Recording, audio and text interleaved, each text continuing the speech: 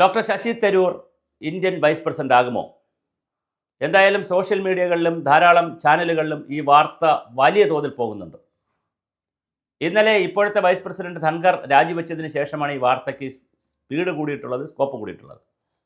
അല്ലെങ്കിൽ തന്നെ ശശി തരൂർ ഗവർണറാകുമോ, അല്ലെങ്കിൽ പിന്നെ നമ്മുടെ വിദേശ രാജ്യങ്ങളിലേക്കുള്ള G20 രാജ്യങ്ങളുമായിട്ടുള്ള ബന്ധപ്പെട്ട ഓഫീസറാകുമോ, അതോ ഐക്യരാഷ്ട്രസഭയിലേക്ക് ഇന്ത്യൻ പ്രതിനിധിയാകുമോ, അങ്ങനെ പല പല സംശയങ്ങളുണ്ട്. അംബാസഡർ, ഏതെങ്കിലും രാജ്യത്തിൻ്റെ പ്രധാനപ്പെട്ട അമേരിക്ക പോലെ രാജ്യത്തിൻ്റെ അംബാസഡറാകുമോ? കാരണം എല്ലാത്തിനും യോഗ്യതയുള്ള മനുഷ്യനാണ്. അപ്പോൾ അത്തരത്തിൽ പല രൂപത്തിൽ, ഇപ്പോൾ IFS ഇല്ലെങ്കിൽ പോലും ഈ പരിഗണനയൊക്കെ വെച്ചുകൊണ്ട് അംബാസഡറിൻ്റെ തുല്യമായ പദവിയൊക്കെ കൊടുക്കാം ഗവൺമെൻറ് വിചാരിച്ചാൽ. അതോ ഗവർണറാകുമോ എന്നുള്ള ചർച്ചയുണ്ടായിരുന്നു, അതോ കേന്ദ്രമന്ത്രിയോ? എന്തായാലും ഇപ്പോൾ പോസ്റ്റ് ഒഴിവ് വന്നിട്ടുണ്ട്. ആ പോസ്റ്റിലേക്ക് ശശി തരൂരിനെ പരിഗണിച്ചാൽ അത്ഭുതമില്ല. കാരണം ശശി തരൂർ മിടുക്കനാണ്, അദ്ദേഹം കഴിവുള്ള ആളാണ്.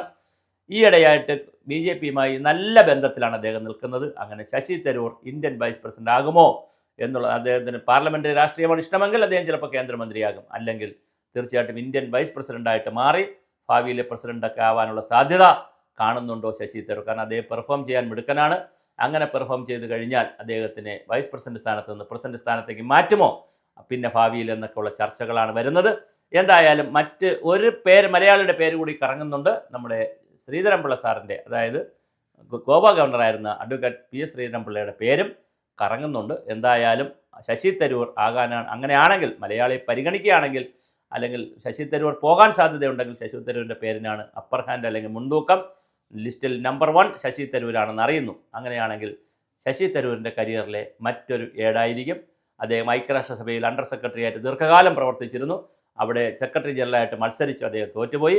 അതിനുശേഷമാണ് ഇന്ത്യയിൽ രാജീവ് ഗാന്ധിയുടെയൊക്കെ നേതൃത്വത്തിൽ അവളുടെ ചിന്തയിലൊക്കെ രാജീവ് ഗാന്ധി സോണിയാഗാന്ധിയുടെയൊക്കെ അഭ്യർത്ഥന മാനിച്ചുകൊണ്ട് രാജ്യത്ത് വരികയും തിരുവനന്തപുരത്ത് വന്ന് മത്സരിക്കുകയും, പാലക്കാടുകാരനാണ്, തരൂരാണ് സ്വന്തം സ്ഥലം, അവിടെ നിന്ന് തിരുവനന്തപുരത്ത് നിന്ന് മത്സരിക്കുക തുടർച്ചയായി 4 പ്രാവശ്യം. ഇപ്പോൾ അവസാനം രാജീവ് ചന്ദ്രശേഖരനെ 10-17 വോട്ടിനാണ് പരാജയപ്പെടുത്തിയത്. അപ്പോൾ തുടർച്ചയായി 4 പ്രാവശ്യം ജയിക്കുകയും വലിയ ജനസമ്മതിയുള്ള നേതാവാണ്. അദ്ദേഹത്തിന് എന്തൊക്കെ പറഞ്ഞാലും, മറ്റെന്തൊക്കെ ആരെല്ലാം എന്ത് കുറ്റം പറഞ്ഞാലും അദ്ദേഹം ഒരു നേതാവ് തന്നെയാണ്. കോൺഗ്രസിൻ്റെ ക്രൗഡ് പുള്ളറാണ്, മാസിനെ സ്വാധീനിക്കാൻ കഴിയുന്ന ആളാണ്, എഴുത്തുകാരനാണ്, നല്ല ഭാഷാ പ്രാവീണ്യമുള്ള ആളാണ്, ഒരുപാട് കാര്യങ്ങൾക്ക് കഴിവുള്ള വ്യക്തിയാണ്. അപ്പോൾ അത് സ്വാഭാവികമായിട്ട് അദ്ദേഹത്തിന് ഏത് സീറ്റ് കൊടുത്താലും അത് പെർഫോം ചെയ്യാൻ സാധ്യതയുള്ള ആളാണ്. എഴുത്തുകാരനാണ്, നിരവധി പുസ്തകങ്ങൾ എഴുതിയിട്ടുണ്ട്, ആ നിലയിൽ ലേഖനങ്ങൾ എഴുതാറുണ്ട്.